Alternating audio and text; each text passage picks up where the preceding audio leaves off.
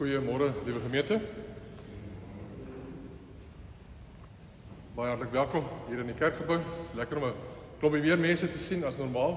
Veral kinders sien ek ook hier in die kerkgebou.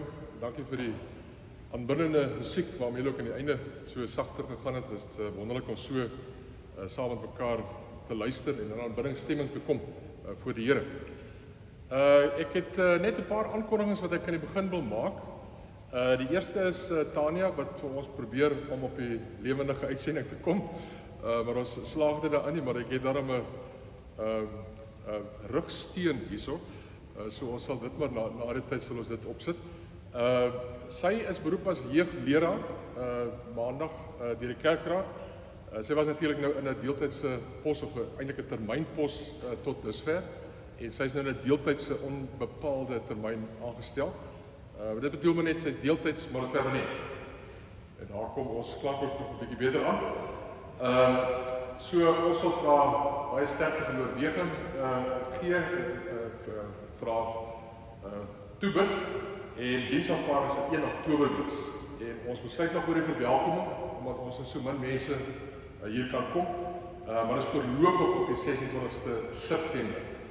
Sal ons sal die details ons later gee. Dan ons inry fliekaand, dit is nogal 'n eerste vir Somestrand, is hierdie Vrydag aand. Ons wil met motors kom en op die parkeerterrein parkeer na die bosse kant toe. Daar gaan 'n groot skerm opkom en jy met jou radio skakel in op die klank, en die fliek is Cool Runnings. Ek weet nie, wil onthou die bobslee storie van 'n tyd terug, ou wat 100 meter eintlik gekwalifiseer het, maar toe beseer is en nie kon oefen nie, en toe in die bobslee span ingekom het, en toe julle kan kyk wat gebeur het, toe na die wêreldspele daarvoor begin. So dis die fliek wat ons gaan kyk, en is R40 per persoon, springbilies aangesluit, en dan is daar ook hamburgers wat julle kan kry, ook R40, en julle moet net voor die tyd bespreek. En hoe dit dan gaan werk is, daar gaan 'n span mense wees wat vir jou sê waar jy kan parkeer, en jy kyk uit jou kar, jy mag nie die kar klim nie, behalwe as jy toilet toe wil gaan, en jy kyk na die dit so 2 uur die fliek lank, dan kyk jy daarna, jy eet jou popcorn en jy eet 'n hamburger, maar dit moet voor die tyd met julle bespreek, en die detail is op die webtuiste, Facebook en op al die ander plekke. Kom ons raak stil vir die Here, en ons gaan lied 177 sing, Jesus groot, maar almal 2 keer, terwyl ons so sit.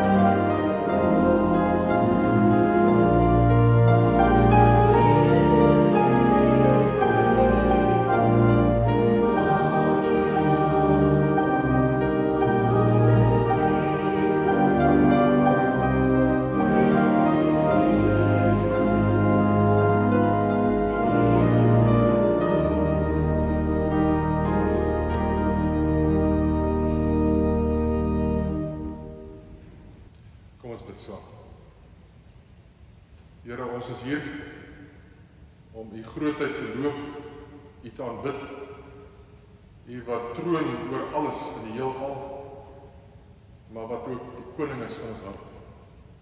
En bid dat U deur die Gees en deur die woord met ons sal praat. Amen. Geliefdes, genade en vrede van God ons Vader en die Here Jesus Christus, versterk deur die krag van die Heilige Gees. Ons gaan die Here loof met woord van God, lied 255, al die verse, ons kan daarvoor staan.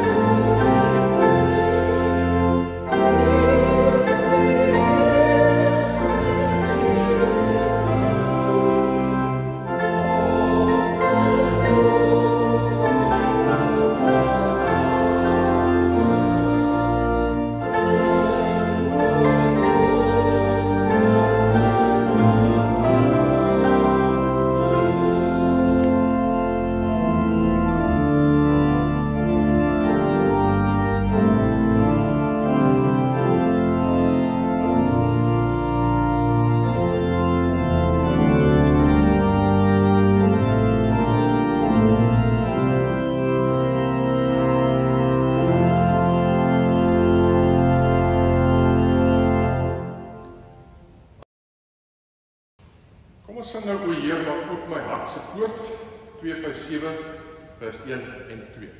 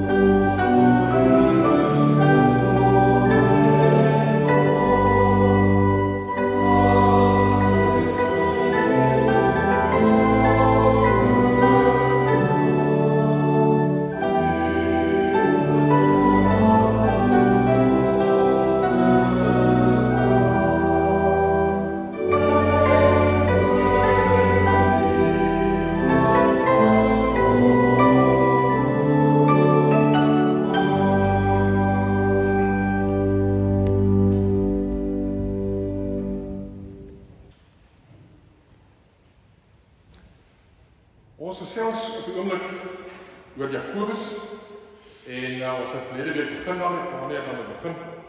En ons gesels oor die feit dat God op 'n besondere manier homself eintlik in die teks openbaar en vir ons dinge gee waarop ons kan staan. Dinge wat ons weet God vir ons doen en aan die hand waarvan ons hele lewe kan inrig.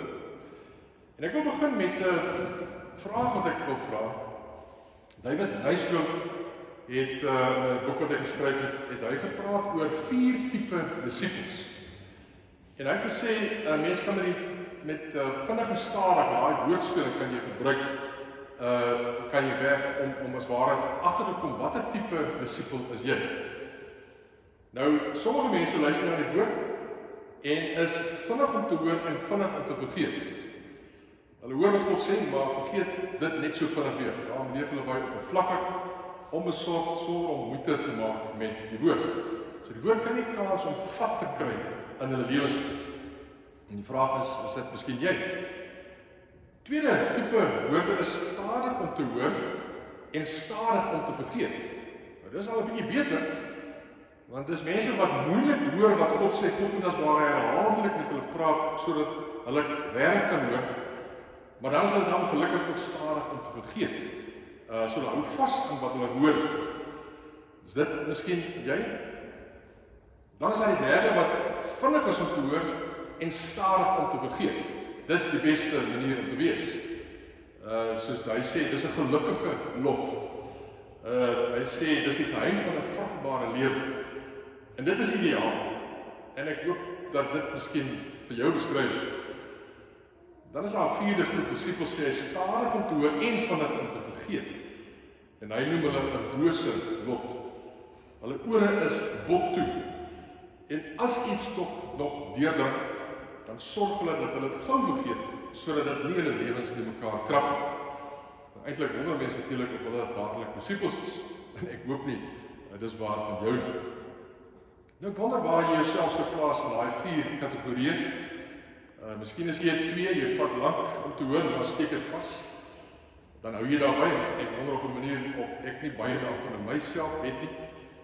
En miskien is jy 3, 'n gelukkige mens wat flink is om te luister en traag, stadig om te vergeet. En ek dink dis die ideaal vir elkeen van ons. Maar selfs al is jy 1 of 'n 4, die teks wat ons gaan lees in Jakobus is vir almal van ons, die 1's en die 4's en die 2's en die 3's. Ons lees die laaste deel van Jakobus 1. Hy is soos die Salomo van die Ou Testament.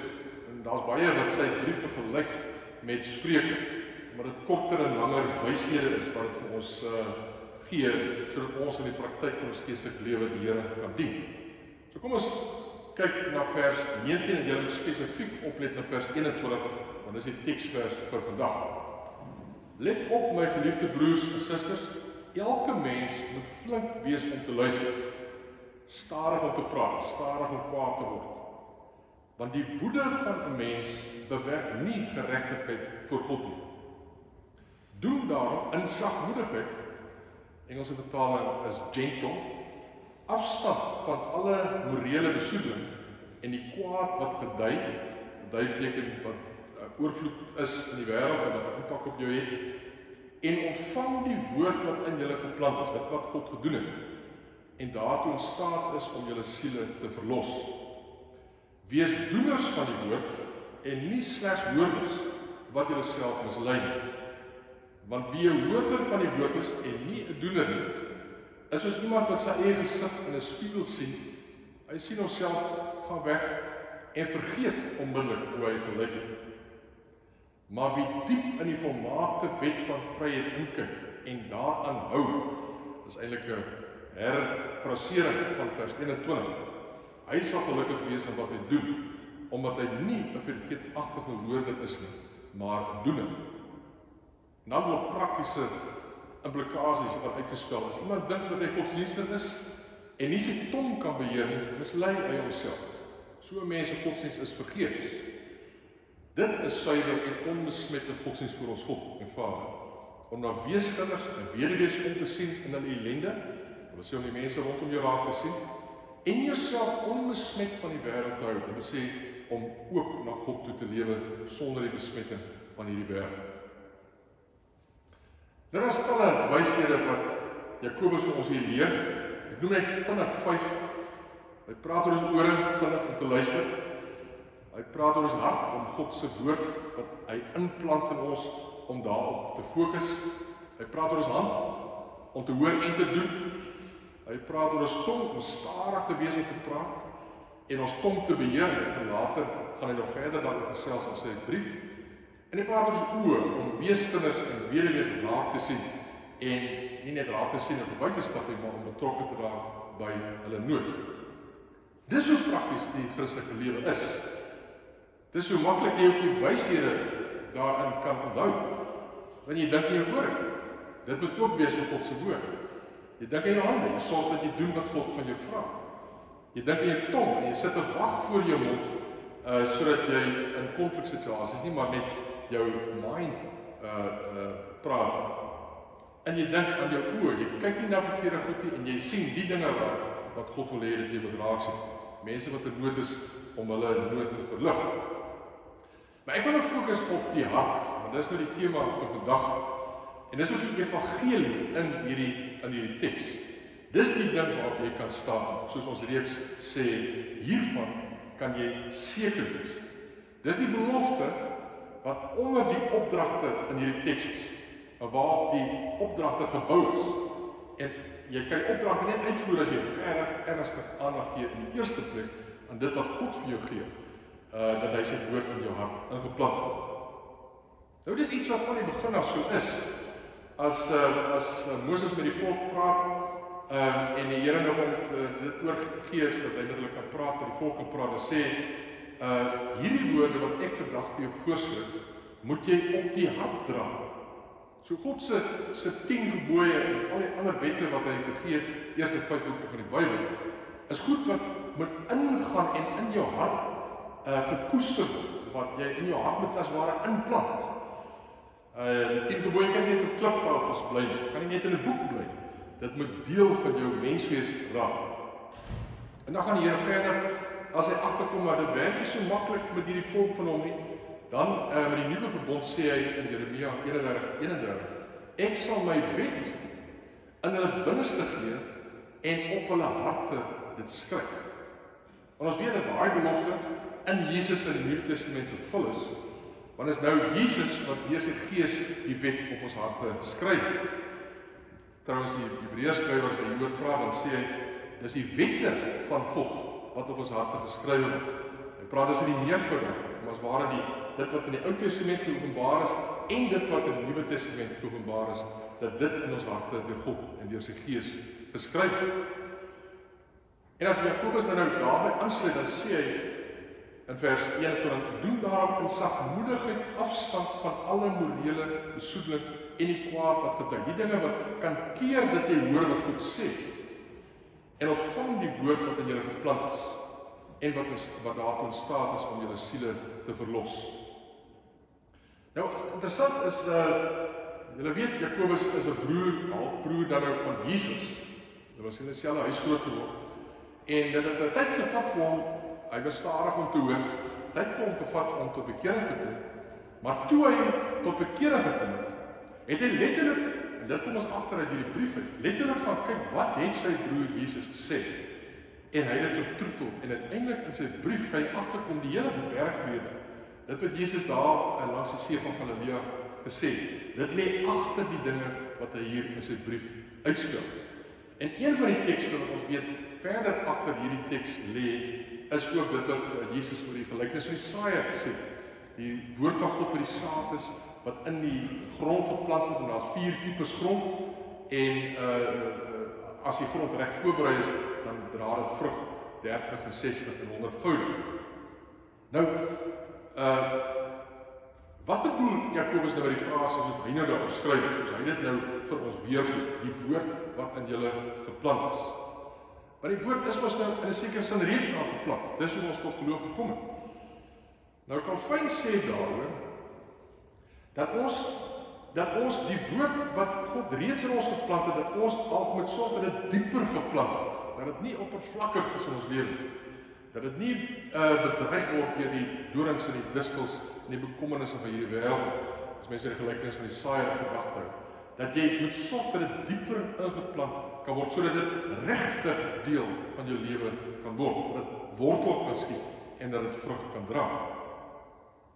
En as ander tekste wat vir ons sê hoe dit werk, as die mense van Berea in Griekeland, as hulle Paulus, as hulle na hom luister terwyl hy preek by hulle in Handelinge 17, dan staan daar, hulle het die boodskap baie geesdriftig ontvang. En die skrifte daagliks bestudeer om vas te stel of dit so is. So, hoe mense die woord van God ontvang, hoe jy sorg dat dit dieper ingeplant word in jou lewe, is om geesdriftig dit te ontvang en dit daagliks te bestudeer, sodat dit ingang kan vind en sodat dit regtig 'n vrug kan dra wat die Here wil hê dat in ons lewe sal dra. En as hy in die Tessalonisense skryf, dan sê hy van hulle in sy eerste brief dat hulle die boodskap wat hy gegee het, die woorde van God wat hy vir hulle gegee het, nie as 'n woord van mense aanvaar het, maar as die woord van God, soos dit in werklikheid is. En dis dieselfde wat hier in die kerk gebeur. Die boodskap wat verkondig word, is die boodskap nie maar net van myself nie, dis die boodskap wat God wil gee. Daar moet 'n mens fokus op wat God wil sê, en nie maar net wat ek sê. Tussen dit wat ek sê, met die dinge wat God vir jou wil gee, moet jy soek daarvoor en moet jy daarvoor luister. Geesdriftig en dit aanvaar as die woord van God, nie maar net as die woord van 'n mens. Nou een van die kommentare wat ek hier gelees het, een van William Warner, hy sê daar's 3 dinge wat 'n mens kan doen om hierdie ontvangproses, hierdie dieper implant in jou lewe, om dit te kan laat gebeur. En dis om voorbereid te kom na die skrifte, tweedens om te volhard om te luister, en derdens om regtig te doen wat dit sê. En net die eerste, om jouself voor te berei, dis nou Jakobus 1:21, die eerste gedeelte van die vers, sê hy dat 'n mens moet aflê alle morele besoedeling en die kwaad wat gedui. En wat dit bedoel, is om die dinge wat jy dink of doen, en dit wat in die wêreld in jou toe kom, om dit af te lê, om die dinge nie te dink, om die boosheid wat daar in die wêreld is, om dit nie toe te laat in jou lewe. Want dit raak soos was in 'n mens se oor, wat keer dat jy regtig kan luister wat God vir jou sê. En dan, teenoor dit moet jy iets in die plek daarvan sit, dis om vinnig te wees om te hoor, om met sagmoedigheid, met gentleness te luister na wat God sê. So voordat jy begin luister na preek, of voordat jy in die oggend jou stiltetyd gaan doen, dan moet jy jouself instel. Jy moet bid dat die Here jou ore sal oopmaak. Jy moet sorg dat daar nie een of ander sonde in jou lewe is wat kan keer dat jy hoor wat God vir jou sê. Jy sorg dat daar nie afleidings is. Sit jou selfoon se notifications af, dat jy nie, al is hy stil, nie die gebas hoor en dan verlei word om te kyk wat daar aangaan. En kom met 'n verwagting. Luister aandagtig, geesdriftig, soos die Bereane geluister het. En dan, terwyl jy die Bybel lees, terwyl jy na 'n boodskap luister, om met 'n leerbare gees end uit te luister, totdat God die woord vir jou gegee het, wat jy vir die dag nodig het. So ontvang die ingeplante woord, die woord wat God nou dieper in jou lewe wil indruk, sodat dit vrug kan dra. Ontvang dit met sagmoedigheid. Die woordjie sagmoedig, in Engels ek al reeds gesê, kan ek vertaal word met gentle. Dit wil sê, jy moet op 'n sagte manier daarmee omgaan, dat dit regtig sy werk kan doen, dat jy geesdriftig dit kan ontvang, en regtig die boodskap daarvan vir jouself kan toeëien. Soos David Nystrom gesê het, nie vinnig om te hoor of vinnig om te vergeet nie, nie stadig om te hoor en vinnig om te vergeet nie. En dit is al beter as jy stadig hoor, want dan ook stadig is om te vergeet, maar die beste is om vinnig te hoor, om ingestem te wees op die woord, en dan dit te vertroetel in jou hart, dat jy stadig sal wees om dit te vergeet. En daarna die derde fase is natuurlik, mens kan niks regtig hoor dat dit deel van jou lewe raak, as jy nie begin om dit te doen. So jy moet voorbereid kom, jy moet ordentlik luister, en dan moet jy doen dit wat God vir jou gesê het. En Jakobus stel dit op twee maniere. Negatief sê hy, moenie net 'n hoorder wees nie, wat vinnig is om te vergeet nie, maar positief spel hy dit in 'n paar dinge uit, om te sê, ons moet doeners raak van dit wat ons hoor. En dan gee hy 'n paar voorbeelde, vers 26 tot 27, en hy gaan nou die res van die brief, gaan hy nog 'n paar verder uitspel.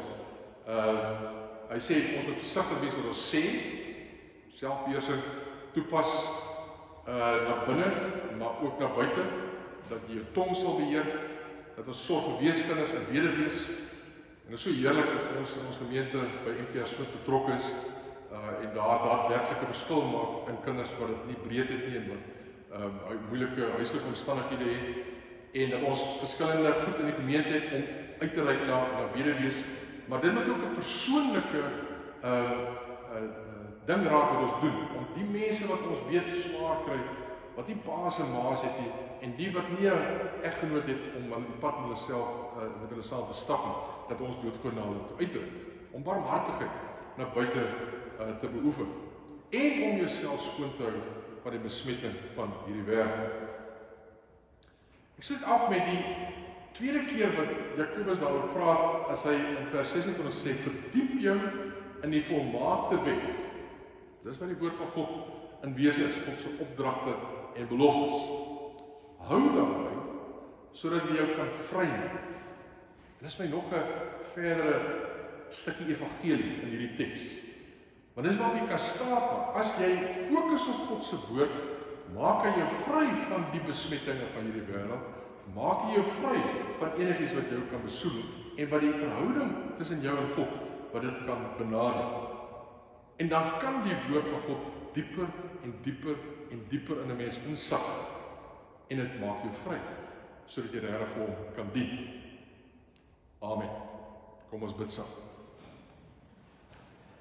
Hemelse Vader, baie dankie vir die woord wat in ons ingeplant is, geskryf op die tafels van ons hart, dat U in ons gedagtewêreld U woord op besondere maniere aktief en lewend maak, en dat dit indring soos wat ons net ook gesing het, en so wat Hebreërs 4:12 ook sê, daar waar die skeiding is tussen U gedagtes en ons gedagtes, en daar waar dit saak maak wat ons hoor, en dat U aan die een kant die gedagtes wat ons het wat verkeerd is, uitwys en ons help om daarvan ontslae te raak, aan die ander kant die gedagtes wat positief is en opbouend is, dat U dit in ons wakker maak en lewend maak en maak dat dit vrug dra.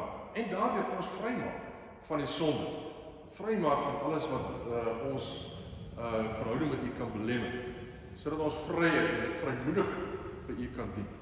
Ons bid dat ons in hierdie week geesdriftig sal luister, dat ons daagliks die woord sal bestudeer en dat ons sal hoor en dat ons sal doen in die naam van Jesus. Amen. Nou die dankoffer is by die deure. Na die tyd sal ons die snapscan en EFT besonderhede vir julle gee. Ons sluit af met Vonk 77, al 3 verse, bring my in die ou tuine van God se woord vir my.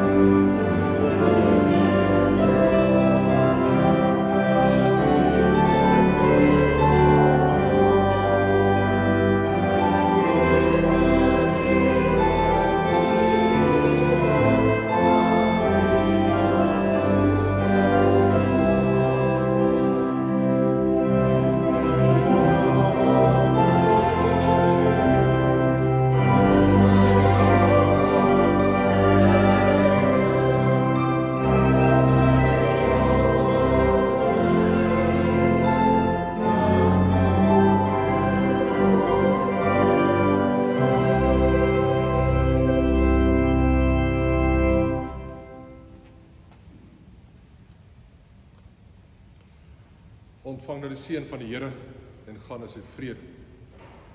Die genade van ons Here Jesus Christus, die liefde van God, ons Vader, en die gemeenskap met die Heilige Gees, bly met elkeen van julle. Amen.